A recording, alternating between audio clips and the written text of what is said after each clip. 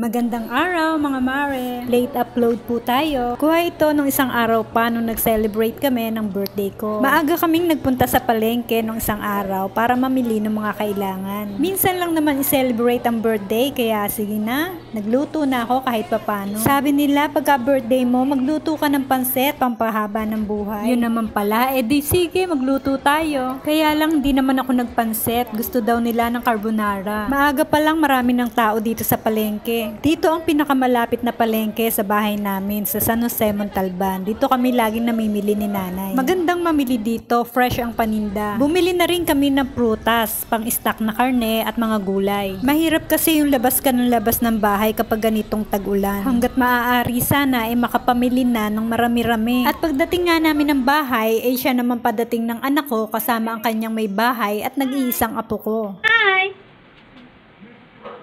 Uy! Hi! At para namang isang taong kaming hindi nagkita ng apo ko at para namang nabigla pa siya, di bali ba isang linggo lang kaming hindi nagkita. How are you? How are you?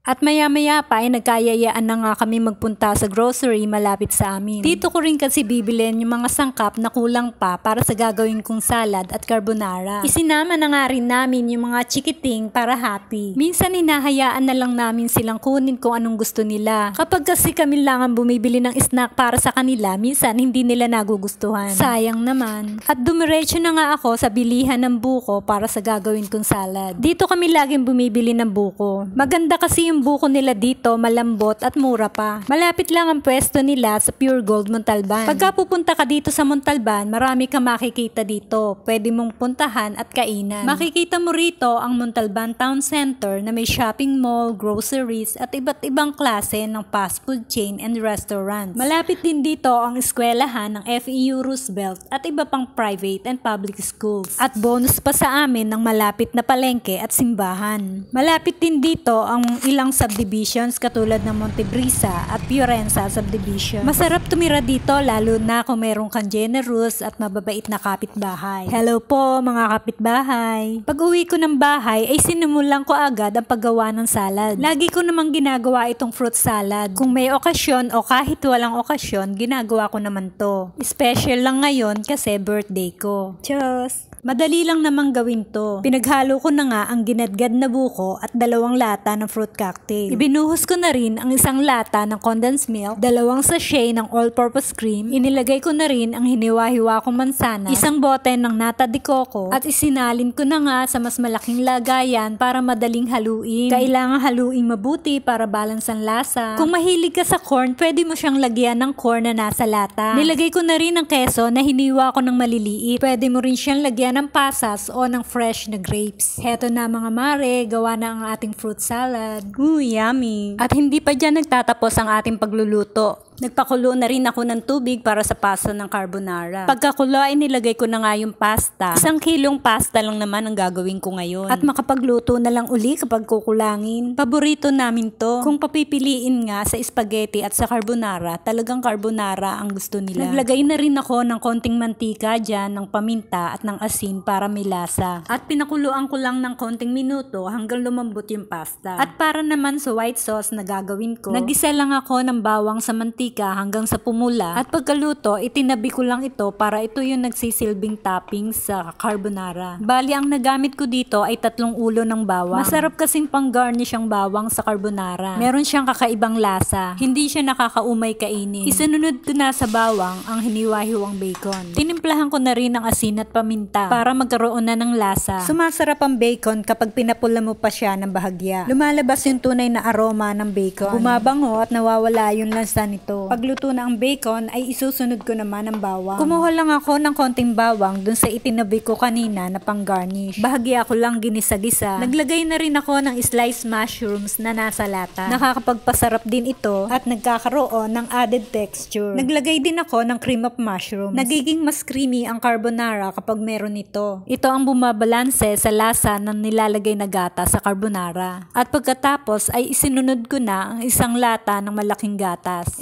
Evaporada pala ang ginamit ko dito. Isinunod ko na rin ang 2 pack ng all-purpose cream. Bago ako maglagay ng mga gatas, hininaan ko muna yung apoy para hindi magbuo-buo ang gatas. Nakukurta ang tawag nila dito. Nangyayari ito kapag ang gatas ay niluto sa malakas na apoy. Binuhusan ko na rin ng 1 basong tubig. Naglagay na rin ako ng ginadgad na keso. Inilagay ko muna sa rep bago ko gamitin yung keso para tumigas ito at hindi dumikit sa gadgaran. Hinintay ko lang bahagyang kumulo ito at medyo lumapot. Kaya na, umaamoy na sa kitchen namin. Parang nagugutom na nga ako at gusto ko nang kumain. Ngayon pa lang tila mauubos na katitikim. Mukhang hindi uubra at kailangan na yatang magluto ng isa pang batch. Bago maubos ang lahat ay nagpunta muna kami sa bilihan ng pizza. Dito kami bumili ng pizza. Masarap daw ang pizza dito. Buti na lang at medyo nauna-una kami. Pagka-order namin, sunod-sunod na yung nagdatingan. Pero totoo nga at masarap ang pizza dito. Ang in-order namin ay Super 20 na McDuo. Ito yung kalahating all meat at kalahating pepperoni. Tignan nyo naman, super laki talaga. Pagkabili namin ng pizza ay bumili na rin kami ng ice cream at dumaan kami sa Goldilocks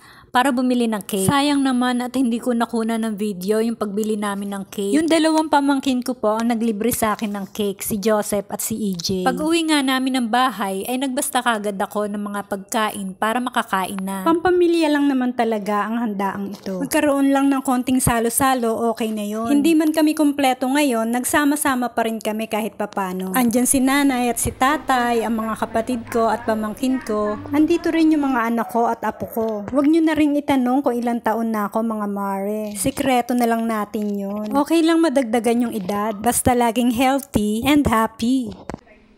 Happy birthday to you. Happy birthday to you. Happy birthday. Happy birthday. Happy birthday to you. Blow, blow, blow, blow. Yay! Oh, let's eat. Let's eat pansit. Oh, come on, eat. Oh, eat na, eat na. Eat na, eat na. Busy. Ang ginagawa niyo. Kumain kayo, huy. Hello. Pork. Andun sa ano ang pork? Get your own. Uy, favorite Coke? Kuya, favorite mo yan, Coke?